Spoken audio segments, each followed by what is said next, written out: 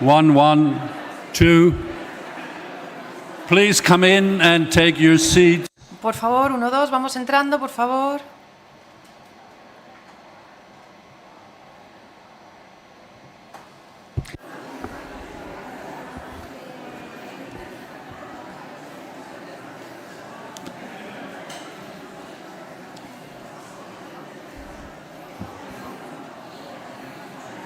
Yes, please. Take a seat.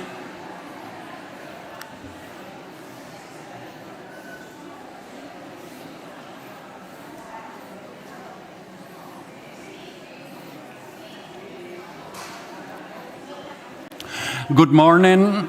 Buenos días. Buenos días, soy Dieter de Suiza y tengo el honor y el placer de presentarles a Gianni Franceschetti de Turín. Es antiguo presidente del EGT y si quieren saberlo todo sobre él, Google.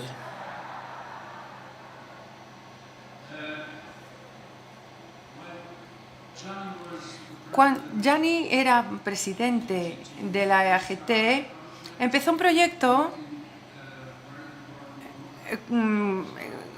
sobre un libro muy importante sobre la psicopatología y la estética del contacto, que se ha traducido a muchos idiomas. ¿Cuántos, Gianni? ¿Cuántos idiomas? 8. Sí, es un libro traducido al español, seguro. Italiano, alemán, francés, ruso. Nos conocemos desde hace muchísimo tiempo, pero cuando preparé esta introducción, sentí que, bueno, es que no sé ni qué coche conduce, porque siempre le pregunto a la gente qué coche tiene, pero sí que sé que tiene 2 hijos, Chiara y Emanuele, que los dos se casaron el año pasado.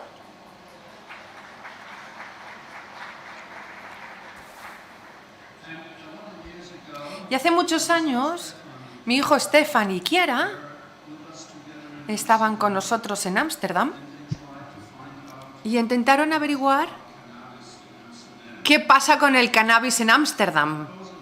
Pero ambos tenían menos de 18 años y no pudieron conseguir nada, porque se les estaban controlados, no pudieron pillar nada. Lo que me es importante a mí de Gianni es que nunca le he oído hablar mal de nadie. Incluso si a veces en el EAGT te da razones para hablar mal, nunca lo ha hecho. Y ha sido un buen jugador de equipo cuando era presidente. Y también lo que puedo decir como persona, es una de las personas en las que confío plenamente. Gianni.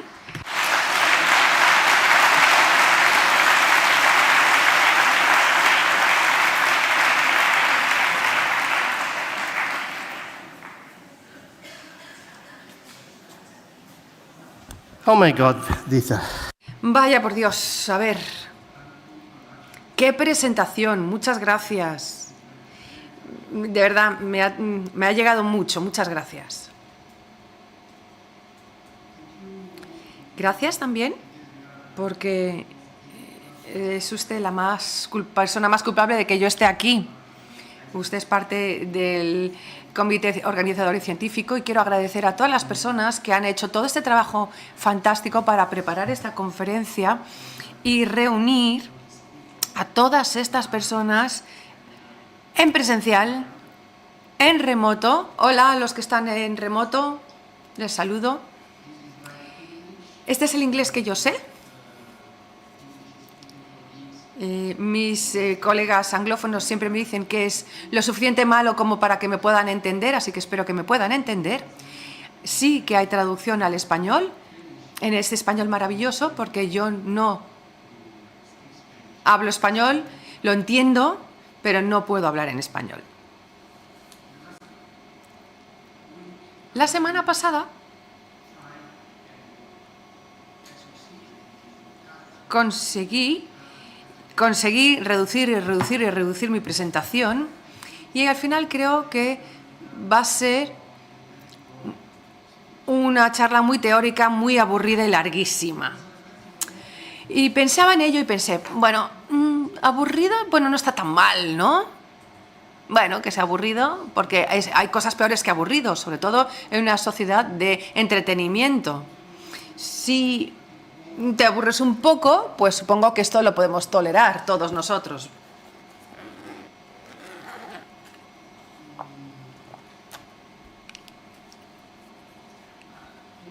Bueno, de todos modos voy a intentar, si lo consigo, en menos de una hora, decir lo que quiero decir y dar tiempo para del debate. Pero no estoy seguro de mí, no sé si lo voy a conseguir. Pero así que estoy muy contento que haya dicho que se puede confiar en mí, porque usted confía más en mí de lo que yo confío en mí mismo. Tengo dos temas, dos puntos focales que quiero compartir con ustedes. El primero es sobre las perspectivas de campo, en el plural, en la terapia Gestalt. Porque voy a intentar compartir que como yo lo veo, hay una comprensión, una conceptualización muy específica de las perspectivas de campo, pero hay algo que tampoco está tan explícito, pero está presente y que también ayuda en el trabajo clínico. Este es el primer punto. Y el segundo punto es que hay un fenómeno interesante en la terapia Gestalt, no solo en la Gestalt, sino en muchas modalidades. Hay un mayor interés sobre las perspectivas del campo. ¿Por qué distintas vías quieren explorar algo más que el individuo y la relación dual? Están teniendo en cuenta el campo, como ahora mismo, como hoy. Esto está relacionado con los problemas clínicos actuales a los que nos enfrentamos. ¿Me entienden? ¿Me siguen? ¿Sí? Bien. En el 2005, Frank Stambler, un colega alemán, publicó un paper en el English Gestalt Journal y el título es Una confusión babilónica sobre los usos y significados del término campo.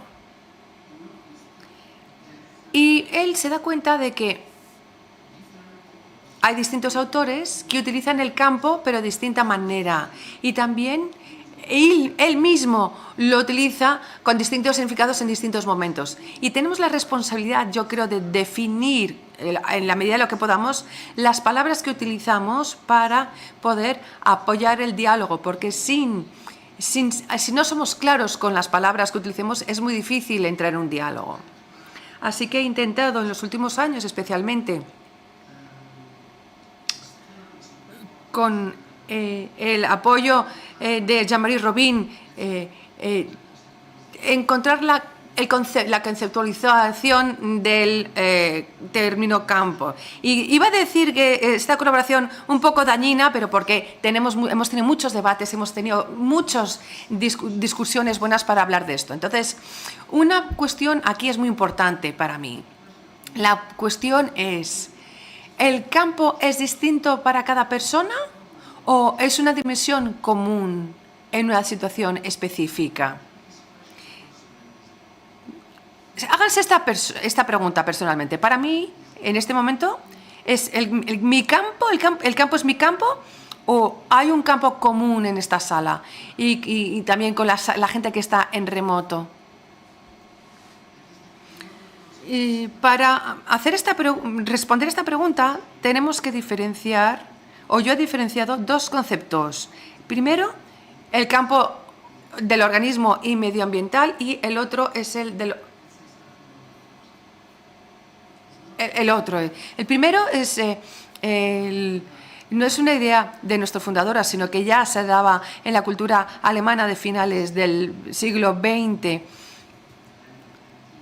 finales del siglo XIX y principios del siglo XX, de Jacob Fox Uexküll, un biólogo que estudiaba los organismos como algo de lo que no se puede extraer del entorno. Es decir, el organismo, el medio ambiente es una unidad. Habla de Umwelt, la unidad. No lo podemos mencionar, no podemos dejar de mencionar a esta persona, Kurt Goldstein, que estudiaba con la misma perspectiva la unidad de los organismos y del ambiente, del entorno.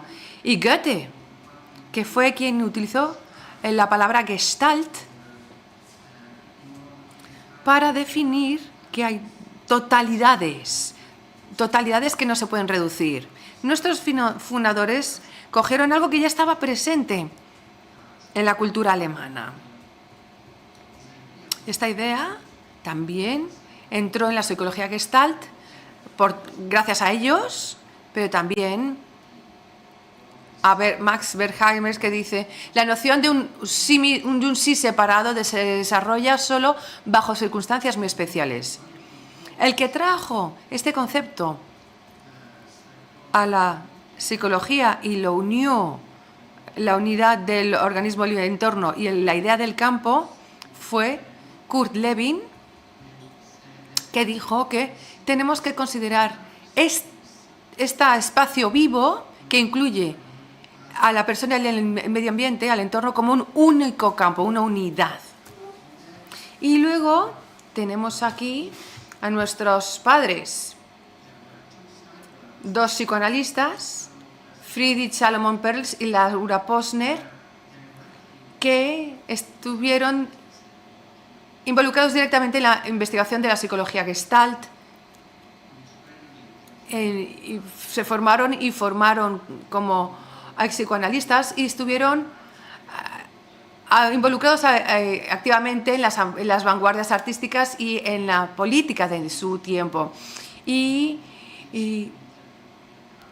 ellos trabajaron con estos poses de la cultura de Mitteleuropa, utilizando dos cimientos de los conceptos para, digamos, contaminar y transformar el psicoanálisis. Tenemos el concepto del campo del sí como un proceso emergente y el del organismo y su entorno. Pero estas ideas no las aceptaron en el psicoanálisis, pero no eran los únicos que intentaban introducir esto en el psicoanálisis freudiano, pero la gente se les rechazaron como herejes. Así que comenzaron estas modalidades que llamamos la terapia Gestalt, y de hecho el concepto del campo en este libro se menciona 122 veces. Yo soy un tanto obsesivo, sí, lo sé, pero no lo he contado yo, así que gracias al psicólogo del centro que hizo este trabajo. En casi todos los casos, la referencia es precisamente el campo de organismo entorno. A veces no, parece ser que se utiliza de otra manera. Pero esta es la primera cita en el libro. Llamemos a este organismo interactivo y a esta interacción entre organismo y entorno como la función campo-organismo-entorno. Entonces vamos a la pregunta del principio. ¿El campo difiere para cada persona o es una dimensión común en una situación dada? Pues el campo organismo-entorno implica que cada organismo tiene su propio campo individual. Así que todos nosotros tenemos nuestro propio campo, igual que tenemos un campo visual. Así que esto ayuda a salir de la abstracción de un organismo aislado, pero sigue siendo un concepto centrado en el individuo. Y luego hay otro tema que queda abierto con esta conceptualización. Sí, el sí es un proceso emergente desde el qué, cómo, desde dónde emerge, cómo emerge. Y para responder a esta pregunta necesitamos otro concepto, otra conceptualización.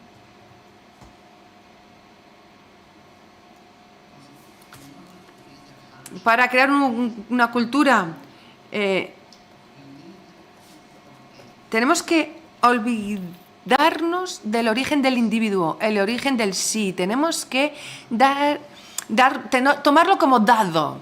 Y es interesante porque el ser dado significa que algo viene de algún sitio, que no está en nuestra cultura, digamos, ¿no?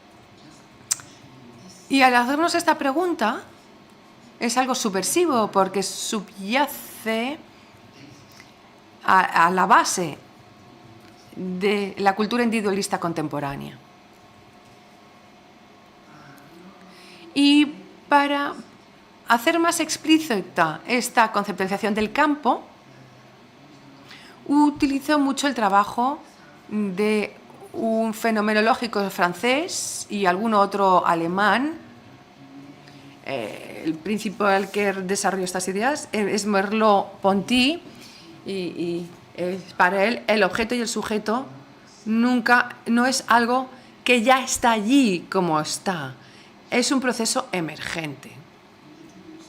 Y los dos libros están de acuerdo en cuanto a esta experiencia. En la terapia Gestalt es un proceso que surge de un trasfondo indiferenciado, donde va cambiando los contextos y hay una diferenciación entre el sí y el mundo.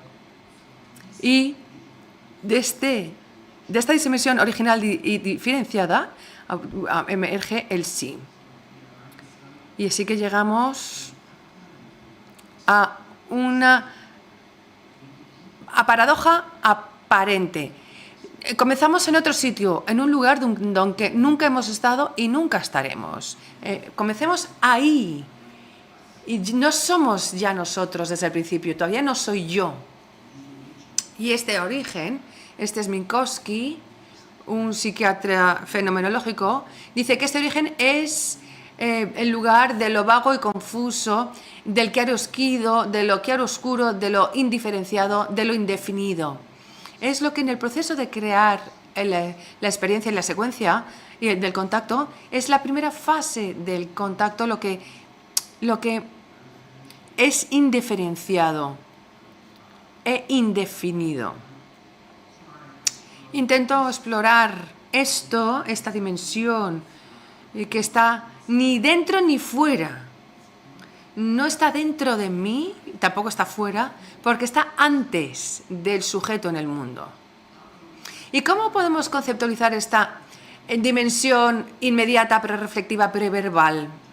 Pues el capítulo 4 de la fenomenología de la percepción tiene este título: campo fenomenológico. Y desde ahí el sujeto y el mundo emergen. De ahí emerge el fenómeno. Es decir, es un nivel básico de nuestra experiencia. Aquí, ahora, en este momento, que es la preemergencia del mí en el mundo. Es algo que es común en el momento. En este campo fenomenológico hay fuerzas, no todo está tranquilo. Hay tensiones intrínsecas, intencionalidades según los fenomenológicos, que son anónimas porque todavía no son mías o vuestras, pero están actuando, tienen ahí un papel que jugar. Hay, digamos, mucha convergencia en cuanto a estas ideas hoy en día. Yo defino el campo fenomenológico como el horizonte de probabilidades para la emergencia de fenómenos en la situación presente. Les prometo que he sido les dije que iba a ser muy teórico y aburrido. Y ven, pueden confiar en mí, como han dicho antes. La idea es que las fuerzas que están en juego hacen algo más probable y algo menos probable. Así que la emergencia de la experiencia no es lo que yo decido, sino algo que viene de estas fuerzas. Es una manera de gestionar no cómo actúo como agente, sino cómo recibo algo de esta dimensión. Un ejemplo, en una fiesta con amigos es más fácil hacer chistes y pasárselo bien, tener sentimientos de ligereza. Durante estos momentos se fluye más fácilmente. En un funeral los sentimientos de pesadez van a ser más presentes, igual que con la refracción del tiempo, esta pesadumbre, inmovilidad. Hay diferentes probabilidades de los fenómenos que vayan a emerger según la situación.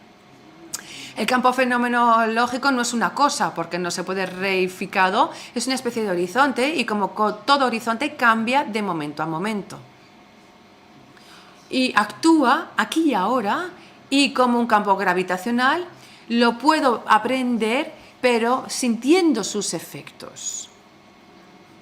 La primera pregunta, entonces, ¿el campo es distinto para persona o es una dimensión común según la situación? El campo fenomenológico es común. Los efectos son distintos. Como el campo gravitacional, si cogemos una balanza, el hecho de la gravitación va a ser distinto para cada uno de nosotros, pero el campo gravitacional es mismo, las fuerzas están ahí para todos. Esto está muy en línea con la conceptualización de Jan Smuts y todos los filósofos que influyeron a Laura y a Fritz Perls. Una manera específica de sentir el campo fenomenológico es aprender la atmósfera de la situación, entenderla, y que es la calidad que se vea afectiva, que permea en un espacio, en un grupo, en una cena, en una familia, la atmósfera de cuando eras niño. Por ejemplo, hay un investigador en Copenhague que hace muchas investigaciones sobre la atmósfera y el desarrollo de los niños. La atmósfera, el entorno, ¿no? Ese es el campo más común, es el campo fenomenológico donde hay fuerzas que están teniendo una parte, ¿no? Y nuestra sala de ahora tiene muchas fuerzas que están en juego. Quiero citar a Lewin porque Frank Stauner le citó al responder a un paper del British Gestalt Journal, Atmósfera como un medio de transmisión transgeneracional. Y respondió a mi paper y, citando a Lewin, no sabía que era, para caracterizar adecuadamente el campo psicológico, uno tiene que tener en cuenta estos ítems específicos como objetivos particulares, estímulos, necesidades, relaciones y también características como esta, pero más generales del campo, como la atmósfera, por ejemplo, si es tensa, amigable, hostil, o la cantidad de libertad. Estas características del campo como un todo son tan importantes en la psicología como, por ejemplo, en el campo de gravitacional para explicar los eventos de la física clásica. Las atmósferas psicológicas son realidades empíricas y son hechos científicos que se pueden describir. Y tiene razón. Tiene razón. He tenido el privilegio de participar en un grupo de investigadores en sistemas dinámicos complejos y podemos comprender y describir con términos físicos el campo fenomenológico según la teoría de sistemas complejos. Pietro Sarasó hizo varias presentaciones ayer y estamos preparando este paper juntos. La primera parte del título es muy interesante. Curaciones naturales. La segunda no lo sé. Un principio de elegía libre para la psicoterapia. Pero él habla de los aquís. Conceptualizar el campo como un campo organismo entorno nos ayuda a evitar el abstraer el organismo, pero conceptualizar el campo permite resaltar las fuerzas a las que estamos sujetos en una situación específica. Las consecuencias clínicas, entonces, simplemente me he prometido, Gianni, por favor, solo unas más poquitas, unas palabras pocas, no te metas demasiado. Psicopatología ya no es un trastorno del cliente. La psicopatología es un paisaje y el clima en el que nos encontramos en la sala de terapia, en la consulta. Cuando estoy con el presente, siempre llueve. Cuando estoy con clientes obsesivos, siempre me convierto en un globo.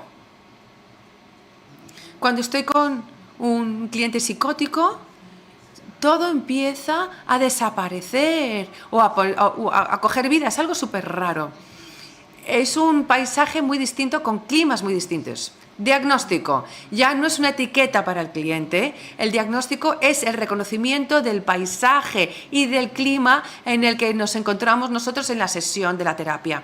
No es que yo conceptualizo a mi cliente como el cliente. Sí, pero no solo que me conceptualizo como yo que crea la depresión con el cliente, sí, pero no solo eso. Conceptualizo que hay, de hecho, una fuerza que nos tira hacia abajo a los dos en la habitación. Y cómo habito esa sala, es lo que permite el flujo, la dinámica que cambie, que bloquee o que corrija. Y la terapia es el aumento de libertad en la sala de terapia, en este sentido. Terapia, por cierto, ya no es una intervención con el cliente o una co-creación. El terapeuta y el cliente son utilizados por las dinámicas emergentes del campo para que pueda darse lugar al cambio. Bueno, he cogido esta idea de Marion. Los terapistas prestan su carne a estas fuerzas del campo. Lo que nuestros colegas psicoanalistas llaman la contratransferencia es la manera en la que, en esta perspectiva fenomenológica, cómo nos usan las fuerzas. La transferencia y la contratransferencia no son coherentes con la epistemología, porque implican dos personas distintas, pero nosotros emergemos ahí y encarnamos estas fuerzas, las personificamos. PHG, página 24. Reiteramos que la sugerencia que es muy conservadora, porque es simplemente el antiguo consejo del Tao. Quítate del camino. No hagas un obstáculo al proceso del cambio que ya está allí. Y tengo dos artistas que están aquí conmigo. Livia Chandrakandiani, una poetisa a la que estimo mucho, coetánea, que vive en Italia. Y esto representa cómo trabajamos en esa perspectiva del fenómeno de campo. Faith. Tanta fe, dice el primer verso.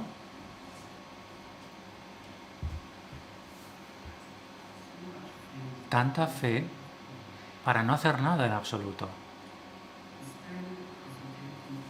Para mantenernos dubitativos en el umbral, sonriendo hacia ese vacío. Esa vacuidad que se acomoda a sí misma en torno a mí, justo aquí. Luz necesaria es el instinto que me mantiene alejado de todos, y sin ninguna estrategia de reconocimiento me convierte en el anfitrión, en la anfitriona elegida. Esto es el núcleo de lo que yo entiendo, lo que hace que yo sea el anfitrión elegido. La parte 2. ¿Por qué necesitamos una perspectiva de campo en la práctica clínica hoy? Yo creo que la respuesta es porque la psicopatología está cambiando, el mundo está cambiando. Está trayendo otras modalidades. El año pasado tuvimos un congreso con un diálogo sobre la perspectiva de campo dentro de la Gestalt, en psicoanálisis y en terapias relacionales, explorando mucho en esas cuestiones. ¿Por qué? Yo suelo responder con otra pregunta. ¿A qué cuestiones clínicas nos enfrentamos hoy en día? You had this day many narratives. Hoy hay muchas narrativas interesantes sobre las cuestiones contemporáneas. Ayer tuvimos un panel maravilloso, Carmen habló de esto por la mañana. Esta es otra narrativa que os ofrezco. Vosotros veréis que os encaja y que no.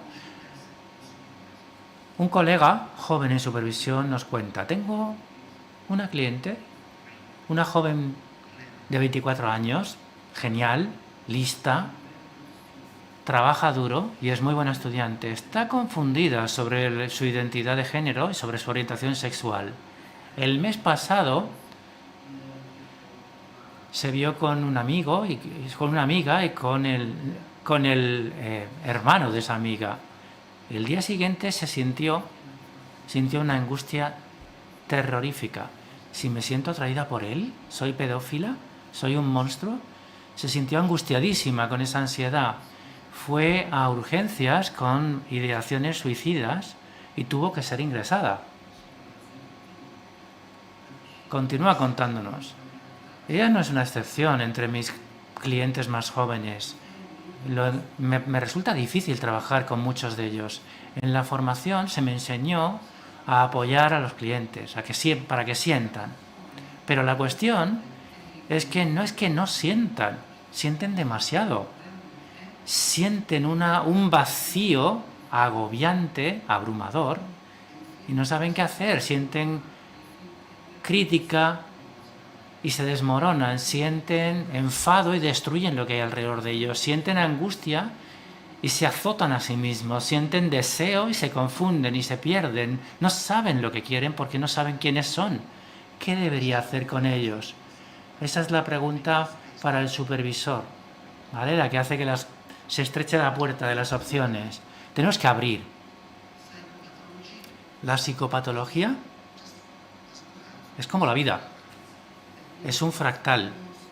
Las formas se repiten a sí mismas una y otra vez en distintos tamaños. Las formas que encontramos en la terapia son pliegues de otras formas. En ese sentido, la psicopatología es una voz profética. La gente joven, a través de sus formas de sufrir, son profetas de la sociedad. Nos dicen por adelantado lo que todavía es invisible. Necesitamos verlos no como individuos disfuncionales, sino como mensajeros especiales que nos cuentan lo que está ocurriendo en el mundo. Un ejemplo de psicopatología profética, me cito a mí mismo. La epidemia de trastornos de pánico en los años 90 del siglo pasado nos habló de esa soledad invisible que permea toda la estructura social. Esto lo escribía a finales de los 90. 25 años después, en el Washington Post, el 2 de mayo de 2023, nos cuenta a través de la autoridad más importante en salud pública en Estados Unidos. Nos dice, la soledad plantea una amenaza para la salud. Esto lo dije yo 25 años antes. Pero ya no estamos ahí, ya no estamos en los 90. Hoy somos testigos de epidemias y digo epidemia porque el aumento es increíble en este tipo de sufrimiento. Experiencias depresivas, pánico y ansiedad en preadolescentes y adolescentes, bipolaridad, aumento de síntomas OCD, trastornos explosivos intermitentes, y luego la invención de nuevas categorías, TDAH, discapacidad para el aprendizaje, incertidumbres en la identidad, trastornos de la personalidad. Esto está claro para todos, ¿verdad? Estamos en esa sociedad líquida aquí cito a varios sociólogos, que está fragmentada, que es compleja, que acelera, tiene límites porosos, que han perdido la forma, que es bipolar. La personalidad no puede dejar de ser inestable, vacía, amenazada por la disolución. En el sentido de quién soy yo se convierte en algo vago, incierto, efímero, sin forma. El sentido de actuación con sentido se desvanece. Tenemos dos riesgos opuestos. El riesgo de la discontinuidad, la vacuidad y la vaguedad en el sentido de uno mismo, y en el otro extremo, el riesgo de identificarnos con narrativas sólidas y salvíficas. En este congreso estamos hablando continuamente de narrativa. ¿Por qué está ocurriendo esto en la práctica clínica? Porque necesitamos las narrativas hoy, porque las hemos perdido.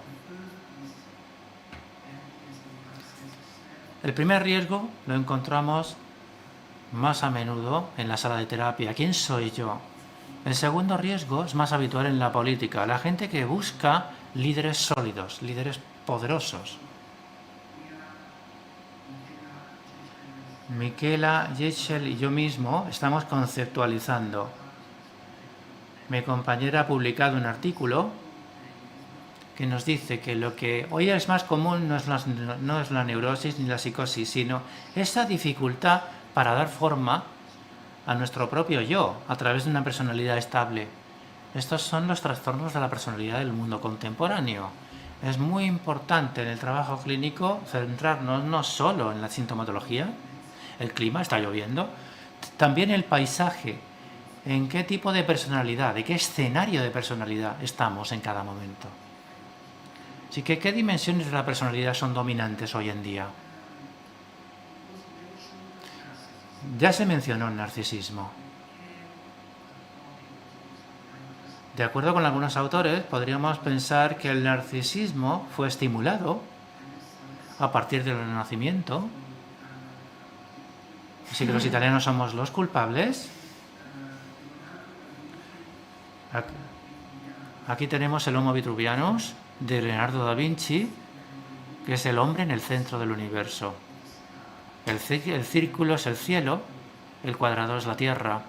Eso significa que el hombre está en el centro de la creación. Este movimiento humanista que subyace al Renacimiento italiano. Pero yo creo que el narcisismo en los países occidentales está empezando a reducirse. Empezó a reducirse desde el año 79. ¿Por qué? Porque se publicó este libro, escrito por Christopher Lasch, La cultura del narcisismo. Cuando fuimos conscientes de lo invisible, del paisaje invisible en el que estábamos, empezamos a diferenciar un poco. No es difícil para los que estamos aquí decir, bueno, yo soy un poco narcisista. Es algo que se puede legitimar de alguna forma. Este es el segundo artista, porque el arte es otra voz profética a la que debemos escuchar. Aquí tenemos a Philip Toledano, que es un artista británico que vive en Nueva York. ¿Son narcisistas? Yo creo que no. Son parejas felices en esos escenarios. Cuando vi estas fotos tan maravillosas, me vino a la cabeza una pintura. Jean-Martin Charcot muestra Blanche a sus estudiantes en el Hospital Salpêtrière de París.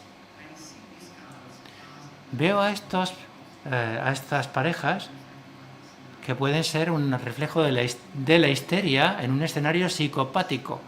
Es una falta inapropiada de inquietud, de preocupación en una situación terrible. La histeria y la psicopatía son experiencias endémicas de nuestra época. Eso significa que no está fuera de esta sala, está aquí, ¿eh? Eso significa que todos nosotros estamos buscando similitudes.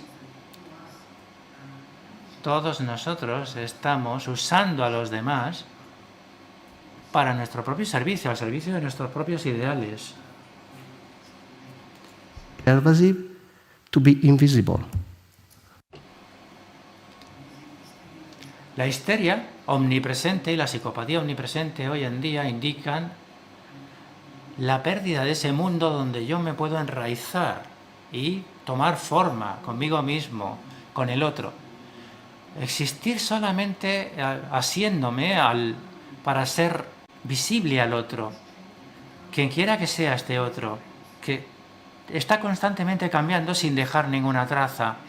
Esta objetización, el uso predatorio del mundo, depredador del mundo, de la naturaleza, de los otros. Podemos tomarnos a nosotros mismos, a los demás, pero me gusta.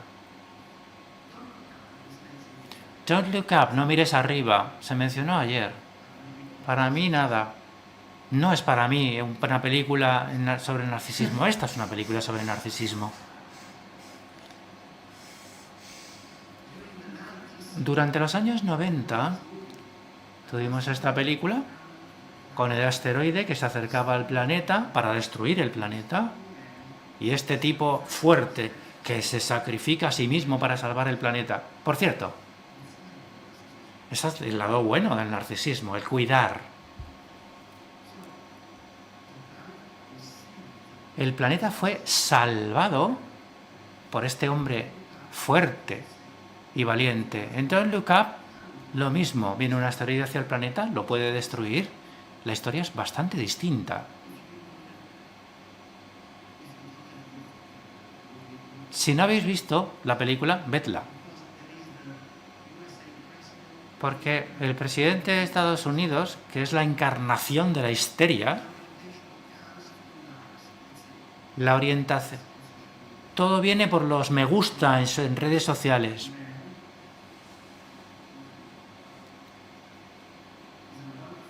Y este hombre es una representación maravillosa de la dimensión psicopática contemporánea.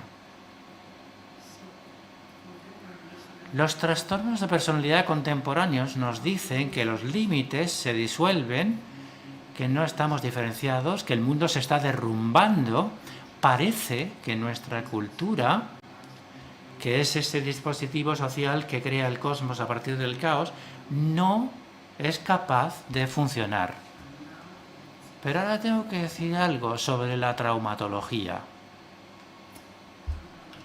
La pantraumatología.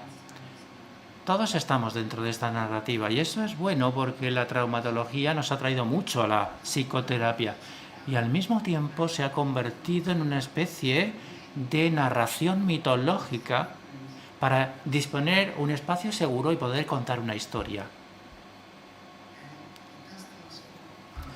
Ha transformado casi la vida en una situación traumática, pero es que eso es la vida. De alguna forma, considera que cualquier cosa que se considere como trauma responde a una necesidad social. No es el cliente el que está traumatizado de forma que no pueda tolerar. Por supuesto está esto, pero no siempre. El riesgo es, de nuevo, que pongamos en un único cliente algo que es social, no individual.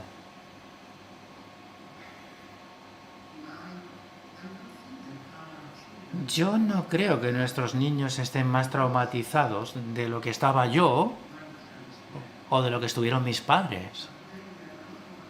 Pero hoy tenemos mucha ansiedad en preadolescentes y adolescentes, mucho vacío dentro de ellos, falta de límites. ¿Están traumatizando sus vidas individuales o hay una fuerza social que está actuando? Cuando recibo a madres o a padres que se sienten llenos de culpa y de vergüenza porque sus hijos preadolescentes o adolescentes están enloqueciendo, es tan difícil encontrar una historia traumática, pero luego la podemos buscar y encontrar. Es muy importante para mí buscar en mi entorno para ver qué ocurre en la sociedad y entender qué está ocurriendo ahí. Habrá un congreso online en noviembre. Creo que esto es un punto crucial en la psicoterapia actual. 15 minutos. Así que necesitamos un mundo para poder construir una personalidad. ¿Sí? Pero, mierda, necesitamos una personalidad para poder construir el mundo. Ah, sí, se me ha olvidado, ¿eh? Están emergiendo juntas a partir del campo fenomenológico. La cuestión básica en la terapia ya no es, y ahora me estoy volviendo más didáctico, ya no es el tolerar y ajustarse a las demandas de la sociedad rígida, como en la época de Freud. Es la necesidad de adaptación. Tampoco es la cuestión básica en terapia hoy en día el ganar libertad personal dentro de un contexto social limitante y rígido, como cuando nació la terapia Gestalt, sino la necesidad de expresarse.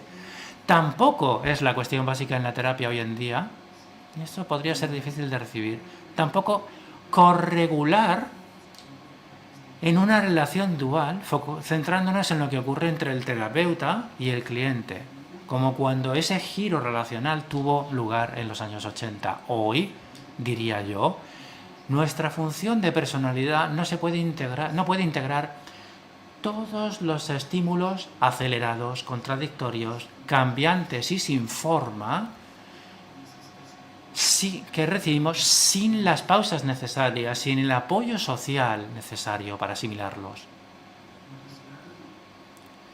La función de personalidad, de forma incesante, da forma y logos a las experiencias, los teje en el espacio y en el tiempo y los archiva para construir memoria.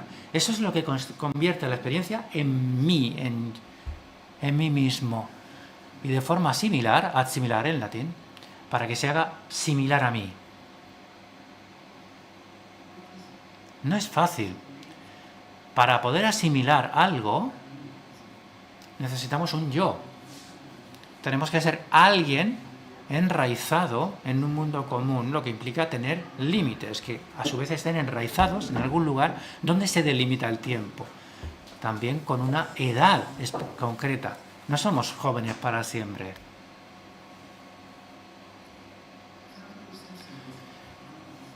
A ver, recupera la cordura fue uno de los eslóganes de la Gestalt en los años 60. Una buena forma de apoyar a las personas para que saliesen de esa cultura egotística, egoica, ese psicoanálisis egoico, de volver a ponerse en contacto consigo mismos. Hoy, ese vuelve a la cordura no tiene el mismo significado ni produce el mismo efecto. Volver a la cordura puede abrir una vacuidad, un vacío que desborde, y ese desbordamiento que está en realidad vacío, es insoportable, no tiene dirección. Los clientes están desorientados y los terapeutas también. Si yo no estoy constituido con límites, que lo que yo siento es una apertura infinita a lo indiferenciado, y eso es terrorífico. No sé si habéis visto en este congreso cuántas cosas hay que no son de un entorno puramente humano. La ecología. En el vídeo del principio, en la parte final, solamente al final, la última imagen tenía un bebé. Toda la parte inicial era de entornos no humanos. Es interesante ver que en los años 50, 60 tuvimos a este increíble psicoanalista, Harold Sells, que trabajaba con clientes psicóticos. Él descubrió lo importante que era para ellos el entorno no humano, porque ellos no tienen límites. Pero estamos perdiendo esos límites.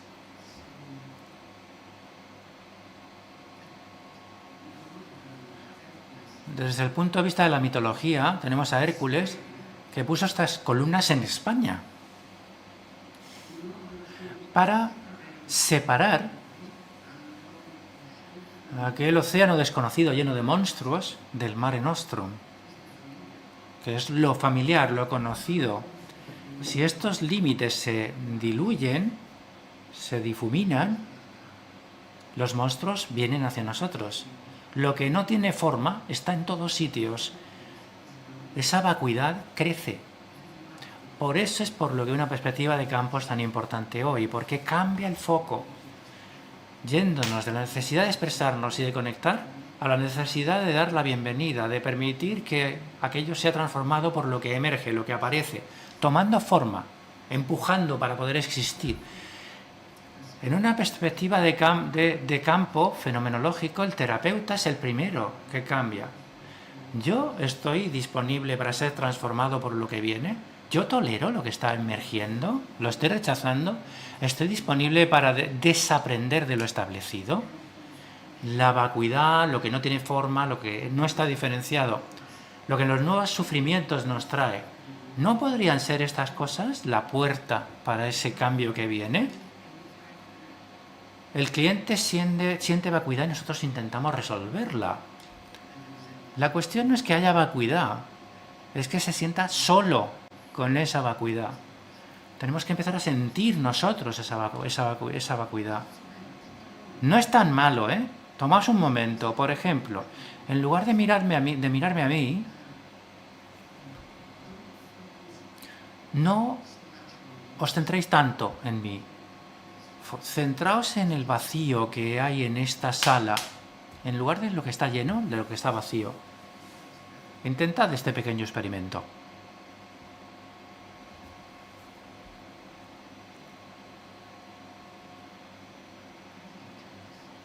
La respiración cambia.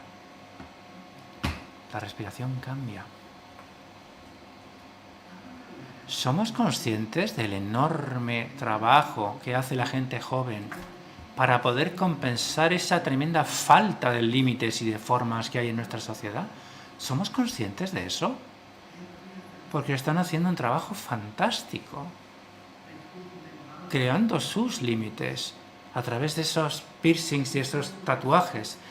Se están definiendo a sí mismos a través de la neurodiversidad. Cuando no hay formas para la personalidad, yo me puedo apoyar en la biología. Yo soy como yo fui cableado para ser, mirando hacia el futuro con esas orientaciones sin identidades rígidas. Están haciendo un trabajo fantástico, explorando experiencias psicodélicas, que es una forma que ir a lo no diferenciado, a los entornos no humanos, y volver, con suerte.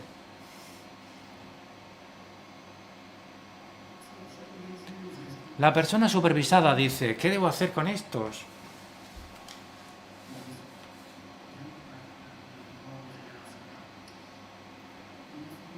En una perspectiva de campo fenomenológico, la cuestión de la supervisión ya no es ¿qué debo hacer con ellos? Esa cuestión se convierte en la siguiente: ¿cómo me estoy resistiendo a ser transformado por ellos? ¿Qué debería hacer con ellos? Pues probablemente algo que es bastante sencillo. Pero cuéntame, ¿tú has experimentado alguna vez algo parecido? Bueno, déjame que lo piense. A ver, sí, yo solía enloquecer de cabreo. Me volvía loco de cabreo. No sé si era exactamente rabia, furia, enfado, pero desde luego me sobrepasaba. Ahora ya no ocurre. Ah, ¿y qué te ayudó? Yo diría que fue algo que ocurrió en la formación en psicoterapia. ¿Y qué crees que pudo haber sido? Yo creo que tú me ayudaste. ¿Ah, sí? ¿Cómo? Bueno, me sentí sobrepasado, enloquecí, y tú no te asustaste. Todos los demás se asustaron. Mis amigos, mis novios, mi grupo de formación, incluso los formadores. Una vez un formador me dijo que yo no me podía comportar así.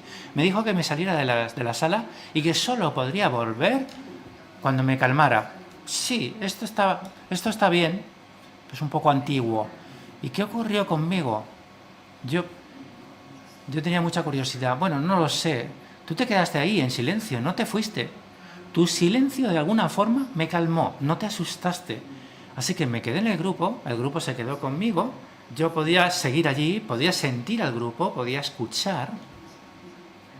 Durante la supervisión recordé esa experiencia. No lo compartí con el supervisado. Yo, la verdad es que estaba asustado. No importa, me temblaba el cuerpo. Tomé una respiración profunda y me vino un recuerdo. Recordé una noche cuando estaba en un pequeño refugio en alta montaña.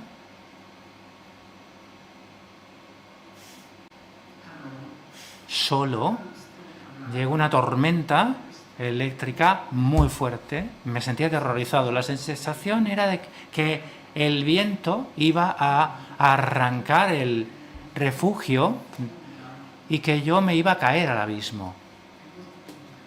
Me sentí impotente, personifiqué esa impotencia y me rendí. Y entonces me quedé dormido. Al día siguiente no estaba en el abismo. Este recuerdo en algún punto cambió mi estado emocional y el ambiente en la sala cambió. Así que a partir de ese nuevo estado emocional puse la siguiente pregunta. El supervisado me recordó la pregunta. Y entonces simplemente me preguntaste, ¿qué está pasando, Ángela? Esto me suena a mí como una intervención muy sencilla, muy cognitiva. Sí, por supuesto que sí. Pero en el hecho de que tú no te hayas asustado, tú no has reaccionado a mis sentimientos de estar sobrepasado. Así que ellos encontraron un espacio para mí en el grupo. Y yo pude enfrentarme. Es decir, que en lugar de sentirte sobrepasada, tú encontraste un lugar para tus sentimientos. Sí, exactamente. Se me abrió un mundo para mi cuerpo y pude pensar. Cuando ella dijo eso, dije, Dios mío, pues esto es maravilloso.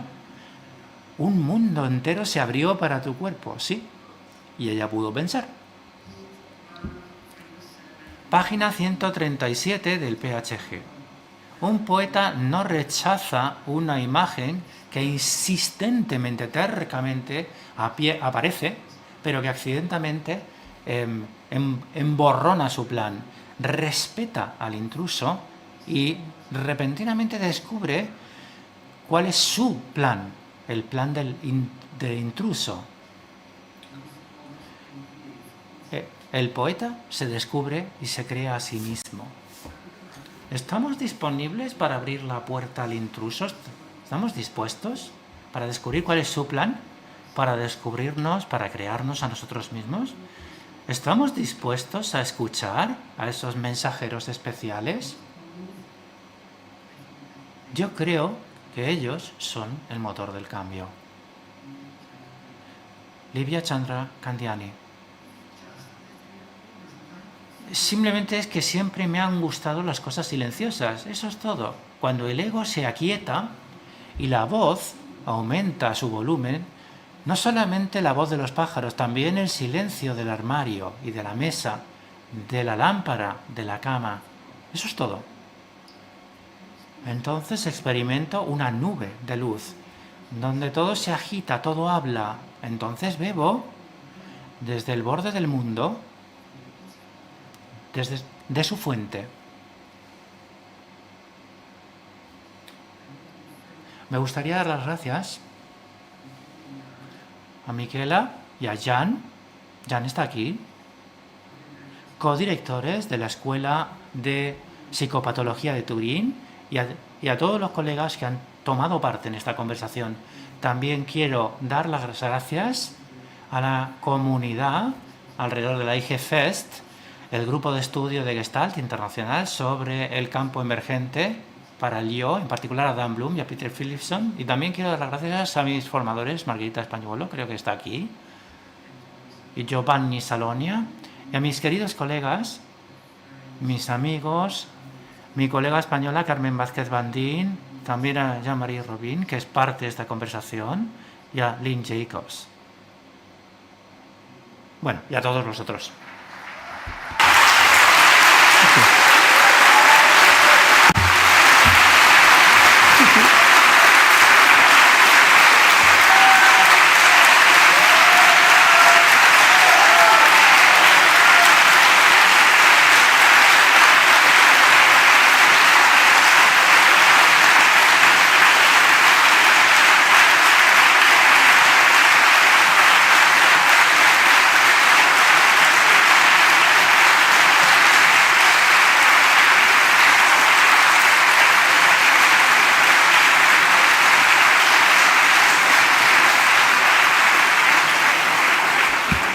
So Bien, gracias, Gianni. Has conseguido hacerlo justo en el tiempo dado. Difícil de creer, ¿eh? Bien, no sé si hay gente que tenga micrófonos en la sala para poder hacer preguntas en el público?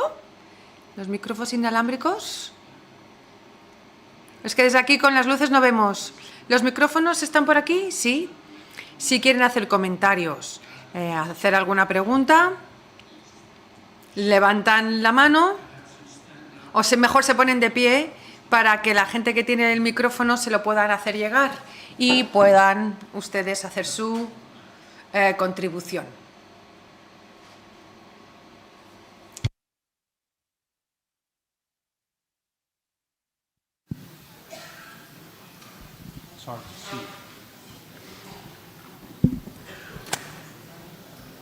Hola.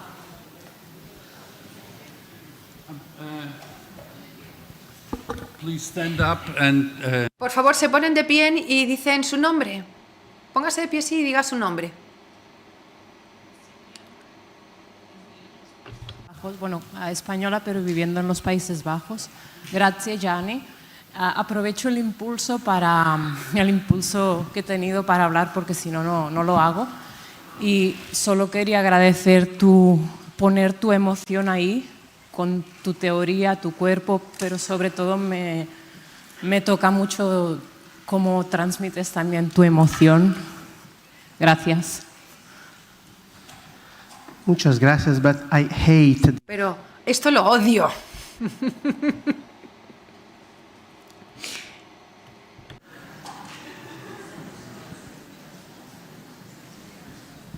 It's a good example. Es un buen ejemplo de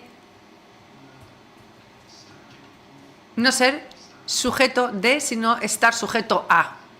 Y lo odio. Como que me controlen. Uf.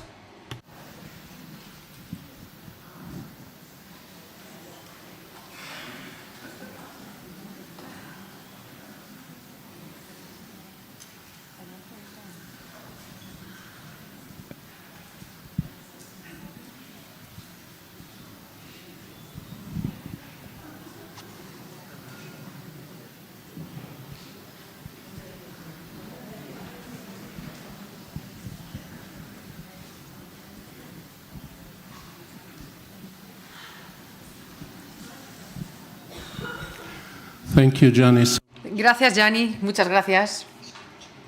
Me ha cautivado algunas frases. Por ejemplo, cuando hablas de cuánto de pocos elementos humanos había en el primer día y solo al final. Y quería conectar esto con el debate del panel del primer día que está relacionado con la ecología y Steffi Begnar hablaba de ello. Así que he pensado que quizás este vacío que nos lleva al mundo de otra manera, como se ha descrito tan bellamente en el poema que nos has compartido, quizás estamos cambiando de el enfoque antropocéntrico al enfoque ecocéntrico, ecológico, que es un cambio muy grande en la conciencia y está relacionado con la ecología, que por esto también es porque los jóvenes hoy tienen tanta ansiedad. Thank you very much for this comment. Gracias por este comentario, Tomás. Estoy totalmente de acuerdo. Creo que es importante ver que ya está llegando este cambio, sobre todo para los jóvenes. Necesitan simplemente apoyo para que puedan hacer lo que tienen que hacer, lo que están haciendo ya, ¿no? Caminar el camino que ya están caminando. Y sí, vemos todo verde, con un poquito de humanos chiquitines ahí. Sí, es evocador. Gracias.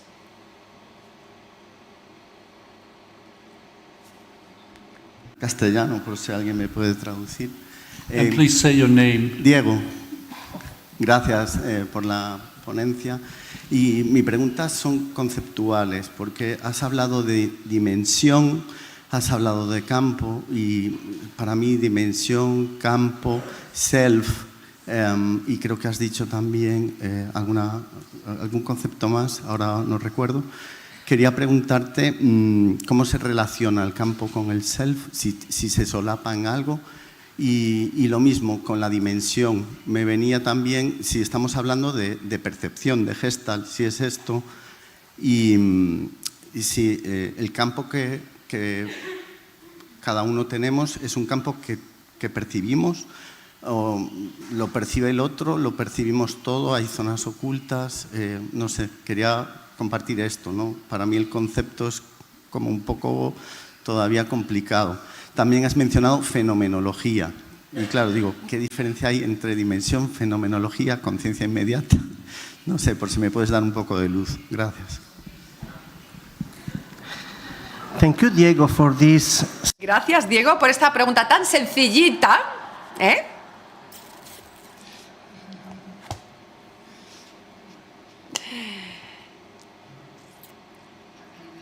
Pero me gusta mucho, porque me acuerdo de una interacción entre nosotros, el yo del cliente psicótico. ¿Se acuerdan? ¿Sí? Vale. No sé qué decir. Porque ya parece que ya he dicho que una cosa que quiero añadir es que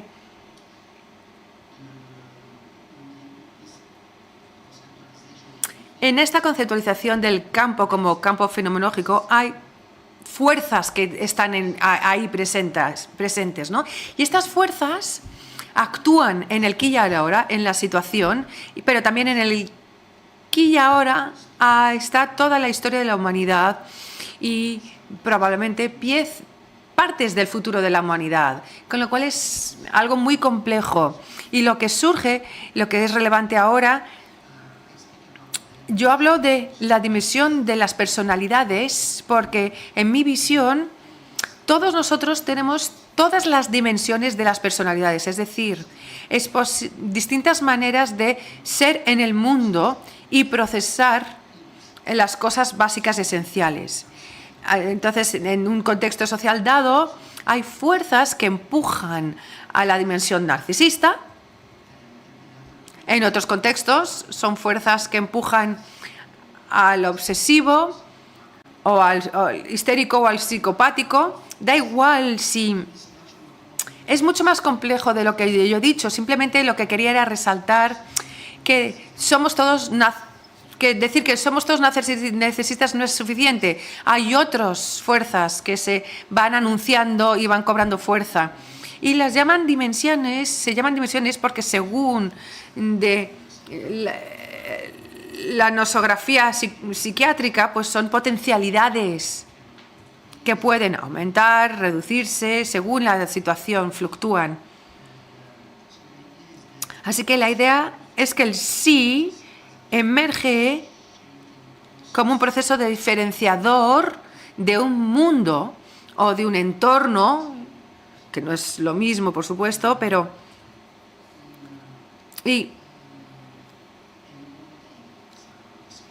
que son la encarnación de esas fuerzas. La relación entre el sí, el campo, es que el sí es un proceso emergente que emerge del campo. Hay una metáfora, y lo siento, viene de un tipo portugués y no es español, Antonio Damasio,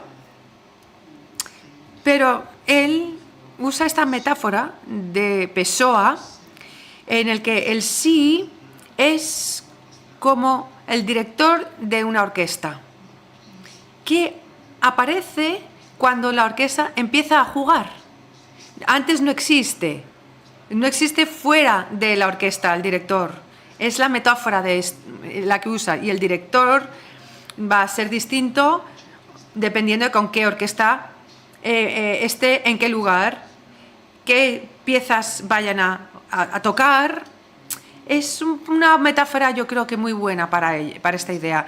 Y iría más allá porque no es solo que la orquesta toca, sino que está el mundo.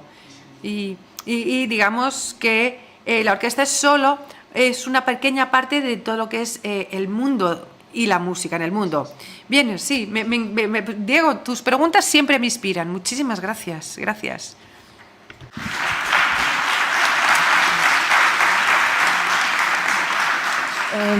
I don't know if it's working. ¿Funciona?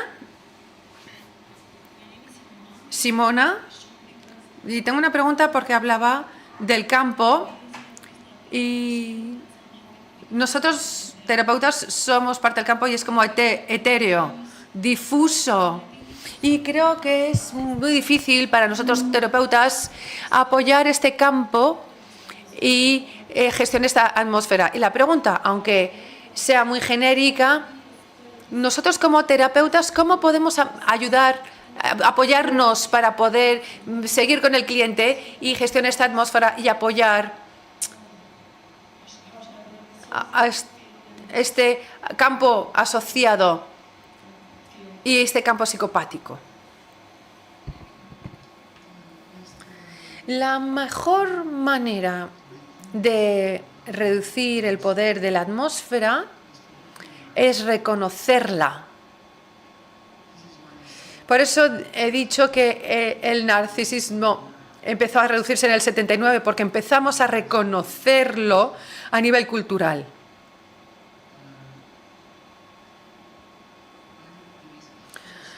Cuando hay una fuerza que está ahí dominante en una sala de terapia, la fuerza puede ser ligera, maravillosa, bienvenida, alegre, a veces es mala, nos hace sentirnos impotentes y entonces nos alejamos de esa fuerza, nos dejamos de encarnarla, nos separamos.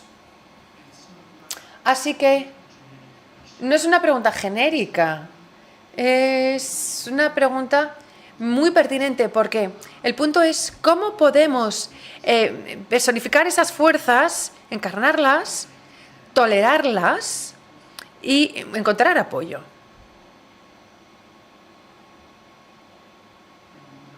Me pregunto cómo lo hago. Pienso que yo lo hago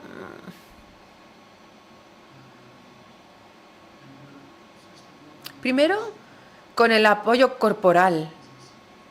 Eso para mí es crucial, porque estas fuerzas están intentando incorporarse y yo no, intento que no tomen cuerpo, entonces es muy fácil, es muy difícil, ¿no?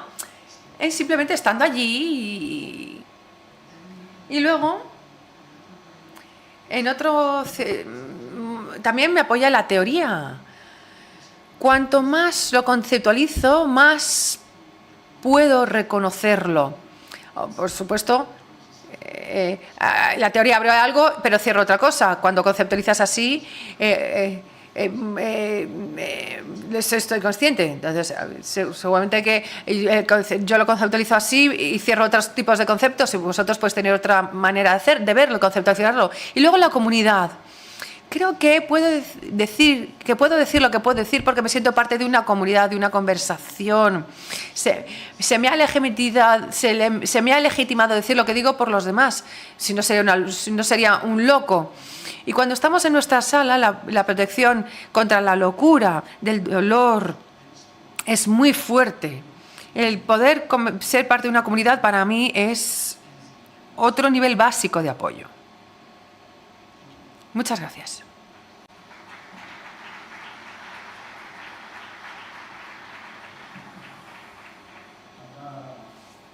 Por aquí, frío. ¿Quién va a hablar? Después.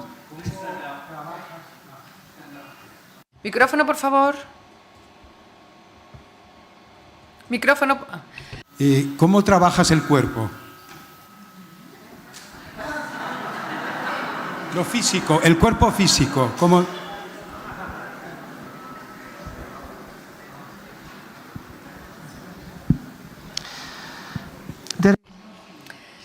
No hay nada especial, no hago nada especial.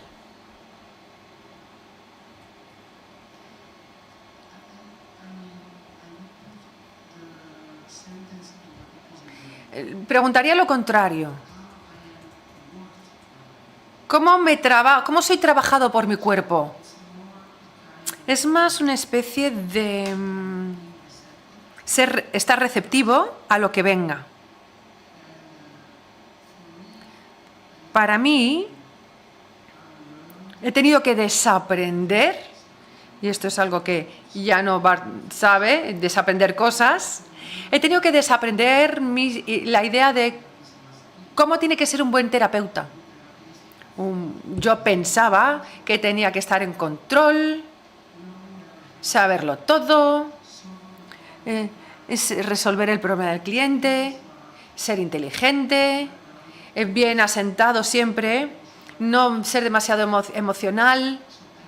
Así que tuve que desaprender mucho de esto para poder permitirme sentirme inadecuado, impotente, pesado, aburrido, no entretenido, ni ser entretenido.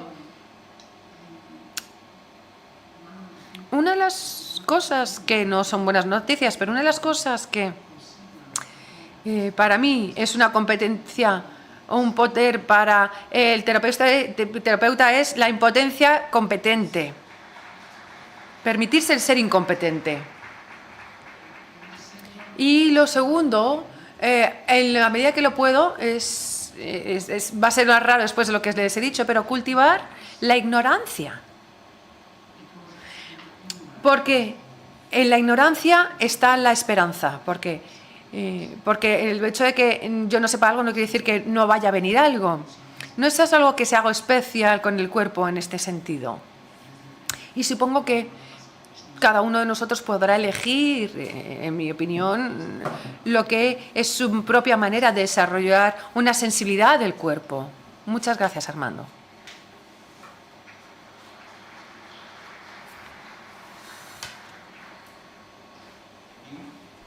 Aquí, Gianni. Hola, mi nombre es Diego también. Estoy muy agradecido por lo que has traído en esta conferencia. Me he quedado con muchas cosas para pensar.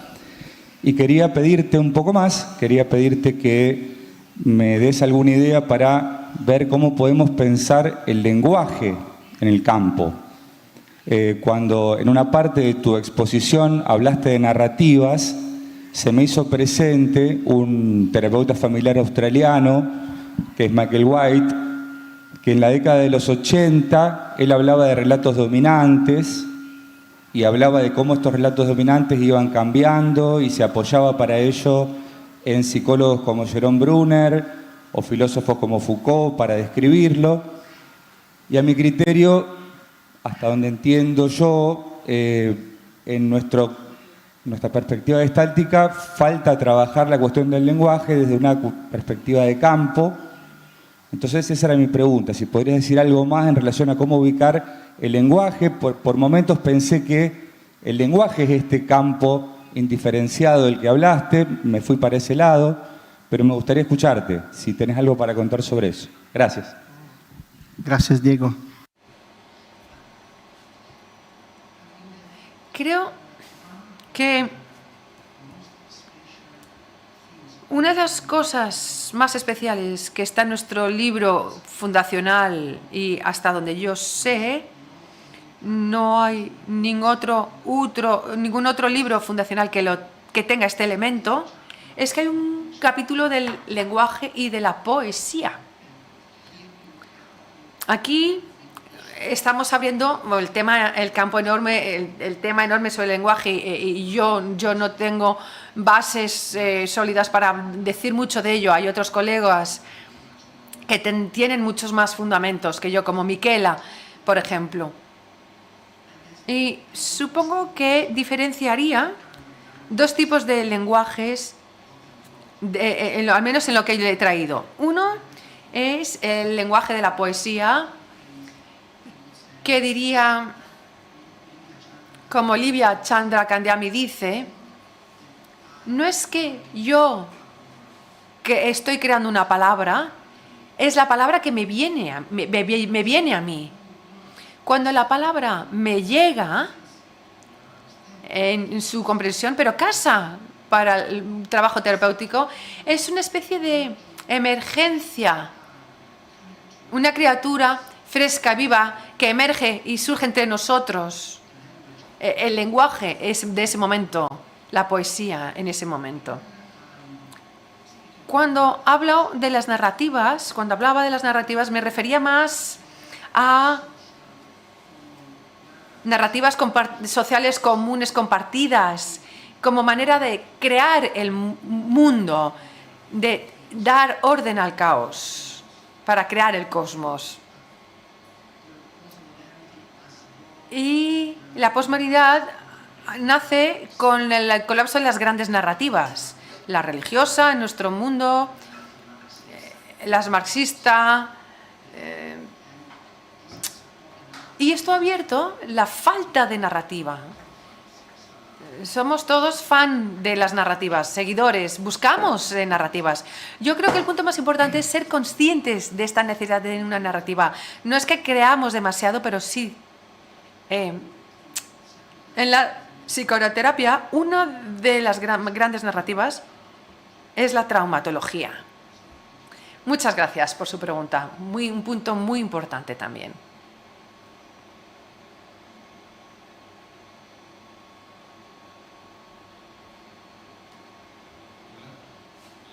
Pablo.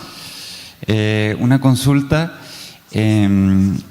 ¿Tú crees que en una sesión con un paciente hay temas o fenómenos que son muy importantes de abordar que no aparecen al percibir la atmósfera entre paciente-terapeuta? Y si es que crees que eso ocurre, ¿cómo abordas esos fenómenos si no aparecen directamente en esa atmósfera? I think that you are touching another. Bien, otro punto crucial.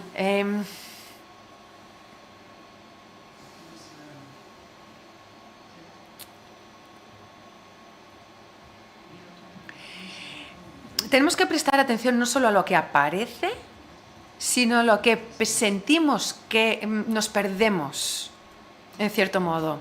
Ese es el punto más importante, el estar atentos a lo que falta. Y este también es la conceptualización de la psicopatología, que es una presencia de una esencia que está empujando para ser presente. No es que trabajemos solo en la figura que emergen, sino que es importante centrarse también en qué es lo que sientes que no emerge. Lo que es importante se siente, y se siente que falta. Normalmente se siente por algo que sentimos que no es tan placentero, ¿no? Algo que es demasiado fácil, o algo que molesta, o algo ahí en los límites de mi percepción, pero podemos percibir lo que es relevante, tanto esté presente como que está ausente, en cierto modo. Creo que todas las terapeutas, trabajan así, prestando atención a lo que está ausente, pero solo Gestalt tiene una teoría sobre ello, porque la psicología Gestalt identifica los criterios estéticos intrínsecos del proceso de la experiencia. Así que sentimos si hay algo que está empujando, pero que no sale, no surge, no sale a la superficie. Esa es mi respuesta, que, digamos, no puede ser, Pablo, que queda cerrada, pero muchas gracias por plantearla.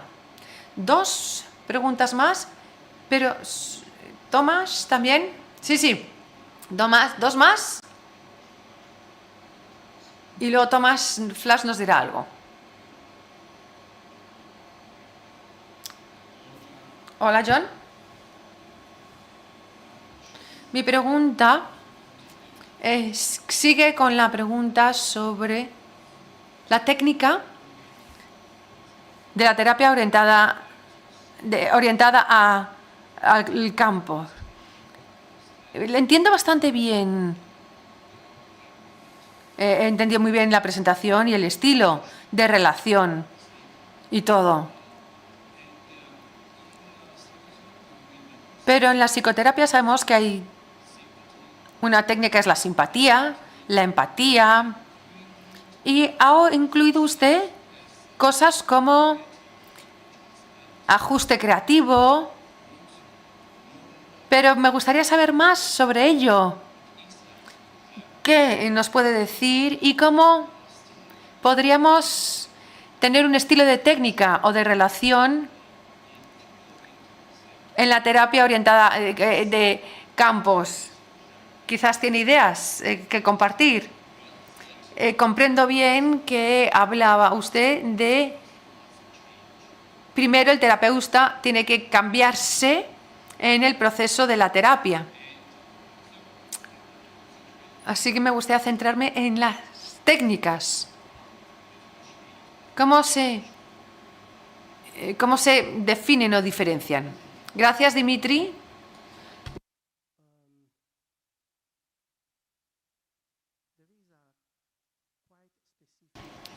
Hay una técnica muy específica que de manera polémica Jan y Gianni han descrito como no hacer nada.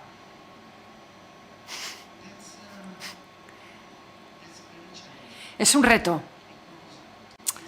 porque el no hacer nada implica un proceso.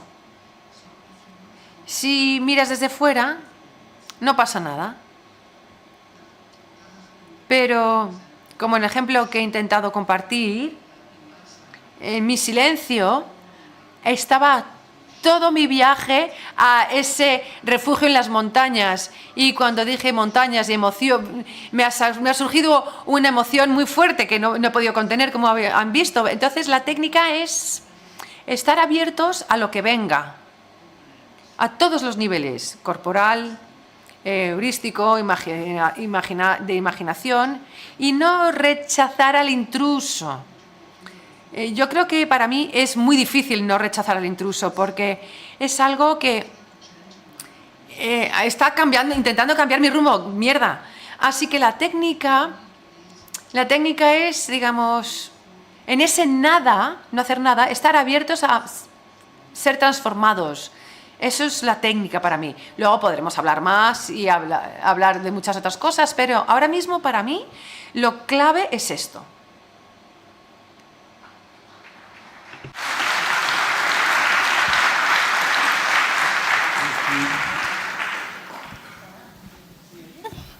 ¿Me oís? Sí, ahora. Me llamo Isabel.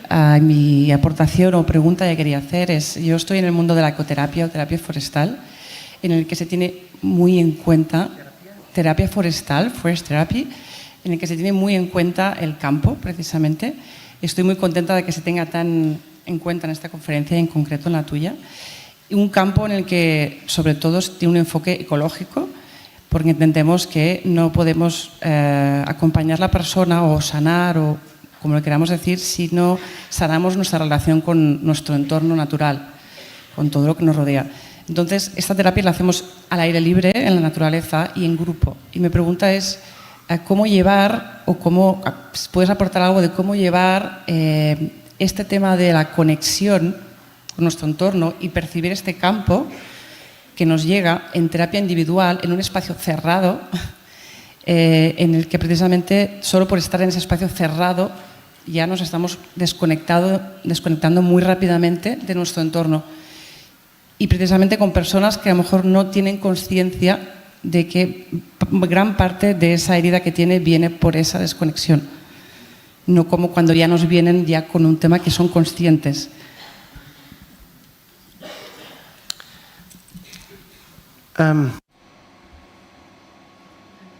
Creo, pues por supuesto estás en lo cierto. Esto abre todas las dimensiones ecológicas en terapia. Cuestión importante. Mi experiencia es que mi cliente y yo, la sala terapéutica no viene experimentada por mí como algo que se ha cerrado. Es como si hubiera puertas a través de las cuales llegan, a veces, demasiadas cosas.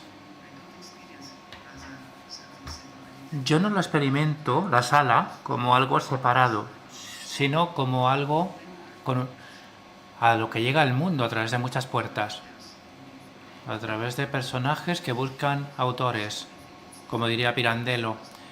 Creo que es distinto, creo que tenemos que explorarlo. Yo no conceptualizaría la sala de terapia como algo cerrado, aunque por supuesto es distinto de estar en un bosque, es muy distinto. Gracias por el tiempo, por esa preocupación, por el tiempo que vamos a dedicar a darle un aplauso a Gianni por inspirarnos.